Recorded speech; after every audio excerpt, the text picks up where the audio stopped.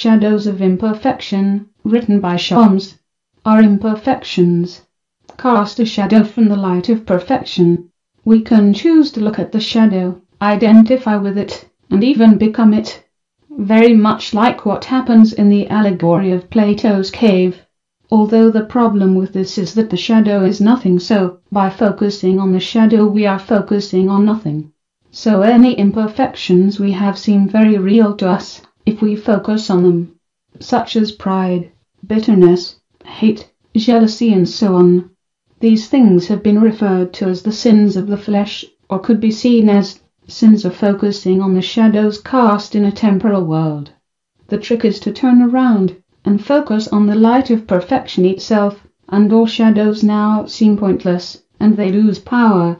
Only when we go back to the shadow, after knowing how things really are, can we become in danger of actually becoming the shadow itself and ultimately becoming nothing.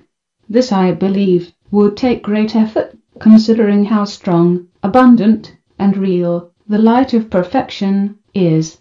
Now facing the light one still has imperfections that cast shadows behind them, but they are of no concern now.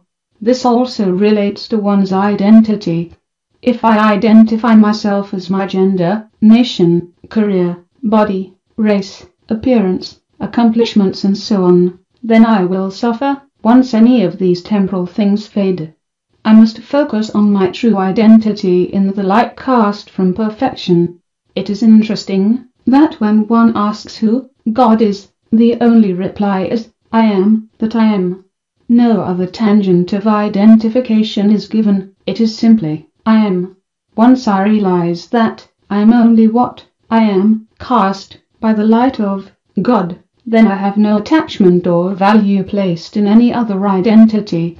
My entire world could fall apart, yet I would remain free, as long as I see it all as temporal wisps of shadows. Truly the only thing worth focusing on is eternal reality. It is quite exciting to face this challenge. It feels like an adventure that is not draining but rather lively. Thank you.